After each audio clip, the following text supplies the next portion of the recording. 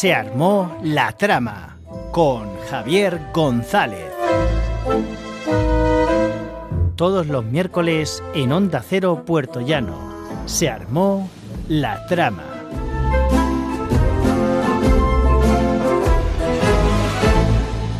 Esto es Se armó la trama, aquí, en Onda Cero. Yo soy Javier González y hoy vamos a hablar de Tolkien, de su legado, de una edición especial que celebra su obra y de por qué, 60 años después, seguimos caminando por la Tierra Media como si fuese una historia real.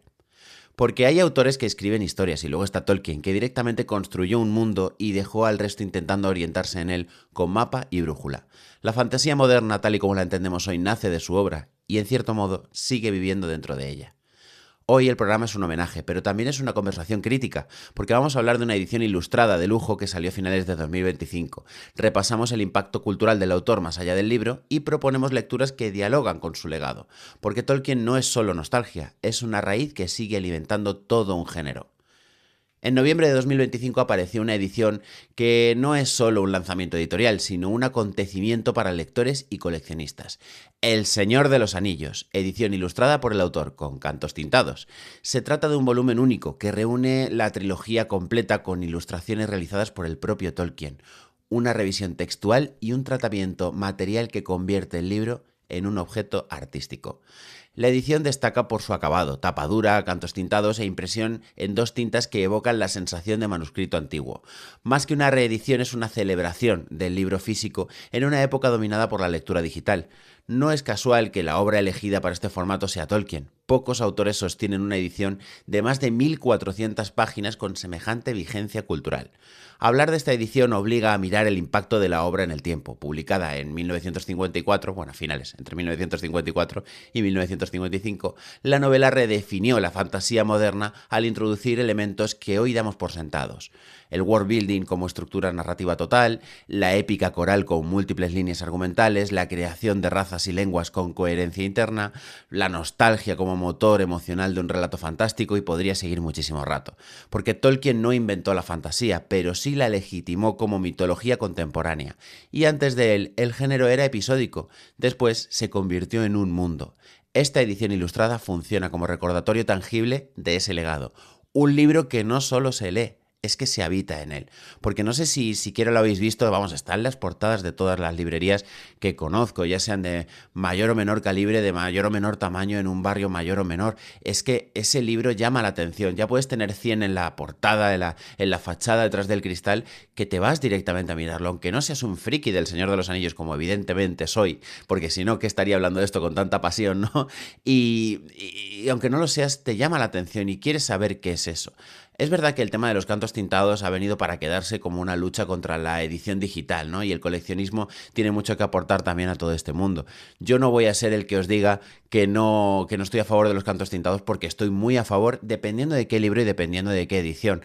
Porque no todos los libros tienen la necesidad de salir con un canto tintado. A lo mejor una Agatha Christie, un Arthur Conan Doyle pueden tener un canto tintado, sí, pero no es el foco principal de todo eso. Sin embargo, El Señor de los Anillos, 60 años después, tiene todavía mucho que traernos a las estanterías, porque no nos podemos olvidar de que la obra de este gran hombre dio lugar a una serie de películas que revolucionaron el cine moderno, que se arrasaron en los premios Oscar como es normal y que sigue arrasando en nuestros corazones. Algunos de nosotros, me incluyo, porque bueno, así es, tengo una espada colgada en la pared que fue la espada que me regalaron por mi boda para cortar la tarta, y es que está basada en las películas del Señor de los Anillos y a su vez basadas en los libros, ¿no? El anillo de casado que tengo, así como mi mujer, es el anillo único del Señor de los Anillos, porque no se trata solamente de novela contemporánea friki, por decirlo de una manera un poco cercana y coloquial. Se trata de que nos ha descubierto un mundo que antes no estaba en nuestros corazones. La fantasía ha sido denostada en muchas ocasiones como una literatura menor, y ahora mismo está en todas las estanterías de todas las librerías y de todas las casas, porque se ve que no es algo que simplemente fuera una moda o algo pasajero para un público muy concreto, sino que es algo que necesitábamos muchos de nosotros para poder seguir leyendo y para poder tener un alivio de lo que la vida normal a veces nos quita y Tolkien nos consigue dar. En los cotilleos de tinta vamos a seguir hablando de Tolkien, porque esta figura genera conversación más allá del ámbito literario. Un ejemplo claro es la película biográfica de Tolkien que salió en 2019, protagonizada por Nicholas Hoult, que exploró la juventud del autor, su amistad con el grupo conocido como los TCBS y la influencia de la Primera Guerra Mundial en su imaginario. La película no pretendía adaptar la Tierra Media, sino explicar el origen emocional, la experiencia de la pérdida, la amistad y la nostalgia como semillas narrativas. Ese enfoque permitió a muchos lectores redescubrir la obra desde la biografía, entendiendo que la épica tolkieniana nace del trauma y de la necesidad de reconstruir el mito tras la devastación histórica. Lo interesante del fenómeno es el efecto dominó que generan las representaciones, reediciones, ensayos, estudios académicos y nuevas generaciones de lectores que llegan a Tolkien desde el cine, la televisión o el videojuego. Tolkien sigue siendo noticia, porque su obra funciona como una infraestructura cultural del género fantástico. A la vista está dentro de poco, espero que poco, lo digo con más ilusión que información, vamos a tener los jugadores de consola y ordenador un videojuego de mundo abierto basado en el mundo del Señor de los Anillos. Que esta es otra cosa muy interesante de la que podríamos estar hablando mucho tiempo. Y es que se dice que Tolkien, antes que escribir toda la parte del Señor de los Anillos, el Hobbit y demás, inventó primero los idiomas. Se inventó al menos uno de los idiomas, que es el élfico, porque era un gran literato y un gran filólogo y tenía una facilidad para los idiomas, por lo visto, legendaria. Inventó primero el idioma y después el mundo para justificar que ese idioma pudiera existir. No sé si es cierto o no este rumor, os lo dejo en los cotilleos de tinta porque creo que pega muy bien, pero yo quiero pensar que es cierto, porque nos da siempre como ese rayo de esperanza de que hay mucho más allá detrás de todo esto.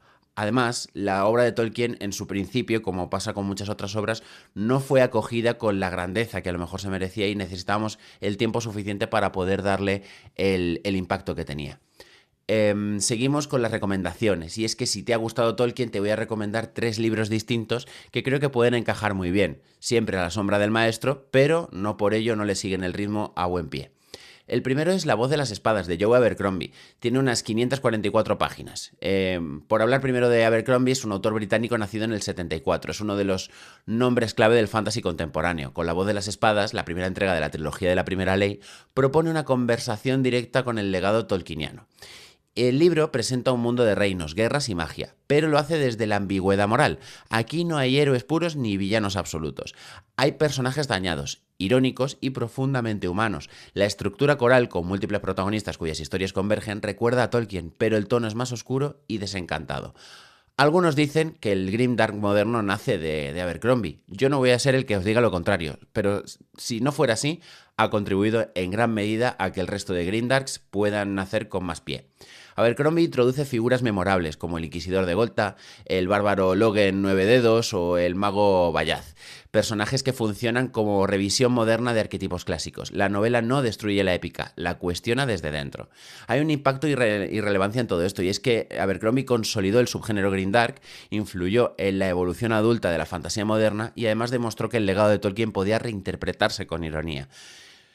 ¿Por qué no leerlo si te gusta Tolkien? Y es que muestra un diálogo generacional en el género, mantiene el world building, pero introduce la complejidad moral y el humor negro, algo que a muchos de nosotros nos encanta. Seguimos con las recomendaciones con las crónicas de Dragonlance, que no es de mis libros favoritos, pero sin embargo no puedo rechazar el impacto cultural que tienen. Y es que Dragonlance es probablemente la heredera más directa de Tolkien clásico, nacida en los años 80 y vinculada al rol. La saga terminó convirtiéndose en uno de los grandes referentes de la fantasía popular. La historia arranca con un grupo de amigos que se reencuentra tras años separados y se ve envuelto en una guerra que involucra dragones, dioses y conflictos mágicos. La estructura del grupo recuerda inmediatamente a la Comunidad del Anillo, personajes diversos, misión compartida y crecimiento emocional a lo largo del viaje.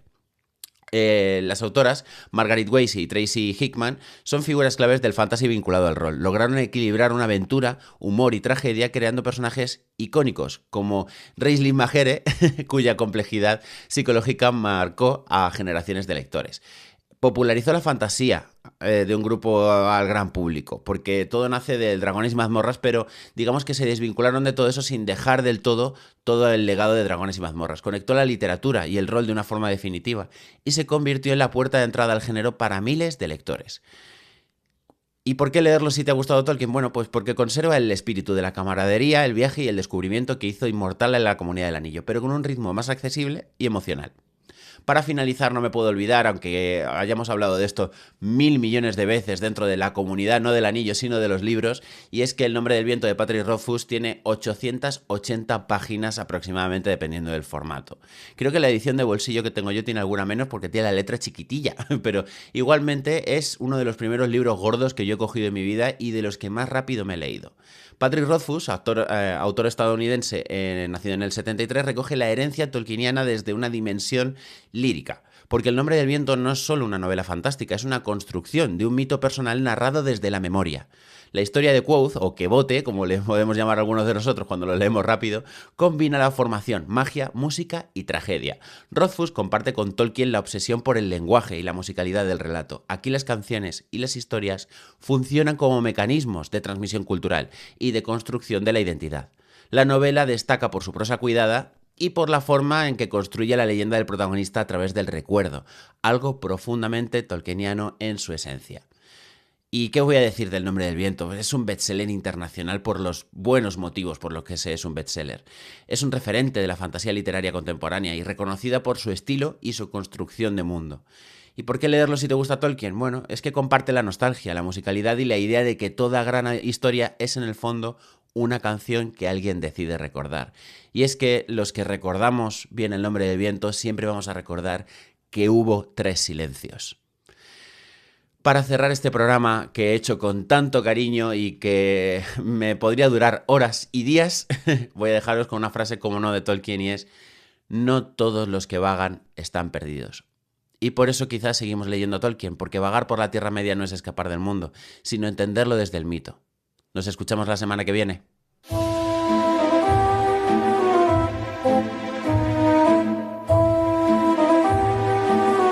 Se armó la trama con Javier González.